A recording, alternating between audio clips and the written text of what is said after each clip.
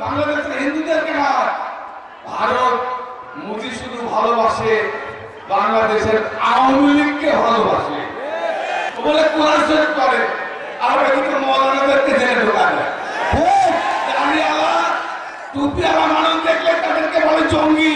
প্রিয় ভাই আমার, তাই আমি আপনাদের বলতে চাই, আওয়ামী লীগের বন্ধুদেরকে বলতে চাই, আপনারা এখনো সময় আছে, আল্লাহর কাছে মাফ চান, আল্লাহর কাছে ক্ষমা চান, কারণ ইহকালেও গেছে, ইহকালে আর কোনদিন আওয়ামী লীগ ক্ষমতায় আসার সুযোগ নাই।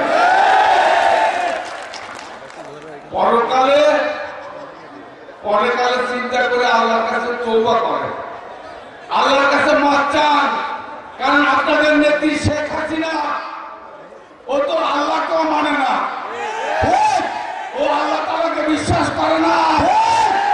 কারণ একজন মুসলমান, একজন মানুষ, একজন এই পৃথিবীর সৃষ্টির পর আমরা বিশ্বাস করি আল্লাহকে, আমরা আল্লাহর উপর ভরসা করি। আমরা যখন বিপদে পড়ি, আমরা যখন জেলে যাই, আমরা যখন অসুস্থ হয়ে যাই, আমরা যখন কোনো বিপদগ্রস্ত হই, আল্লাহর কাছে হাত তুলে দোয়া করি, আল্লাহ তুমি আমাকে মাফ করে দাও। আল্লাহর কাছে হাত তুলে বলি, আল্লাহ তুমি আমাকে ক্ষমা করে দাও, আল্লাহ আমাকে এই বিপদ থেকে উদ্ধার করো। এটাই আমরা মুসলমানদের তাই দাবি করে। শেখ হাসিনা আল্লাহর কাছে দাবি করে না। শেখ হাসিনা আল্লাহর কাছে না চেয়ে বলে, মোদি মোদি তুমি আমাকে বাঁচাও, মোদি। কি আমি ঠিক বললাম না? শেখ হাসিনা ইন্ডিয়ার কাছে গিয়ে আশ্রয় নিয়েছে, ওর জায়গায় আল্লাহর কাছে না, ওর জায়গায় আল্লাহ তাআলাকেও বিশ্বাস করে না। ও দেখেন না উপরে এখন নামাজ পড়ে, ওগুলো তার যত বলে করে, ও বলে কোরআন শরীফ করে, আর এদিকে মৌলানাদেরকে জেলে ঢোকা দেয়। দাঁড়িয়ালা টুপিওয়ালা মানুষ দেখলে তাদেরকে বলে জঙ্গি।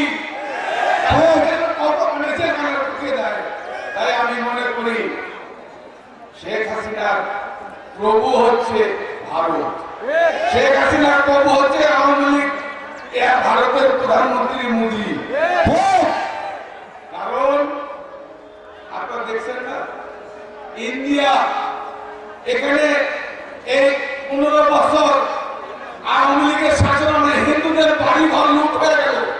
হিন্দুদের এই নাটোর শহরে ওই রাধাকৃষ্ণ, ওই আপনার যমুনা জুয়েলার্স, ওই কি বলে আরো বিভিন্ন দেবদাস, এই স্টেশনে দেবদাস তো ব্যবসা বাণিজ্য গোটা দিয়ে ভারতের মধ্যে চলে গেছে।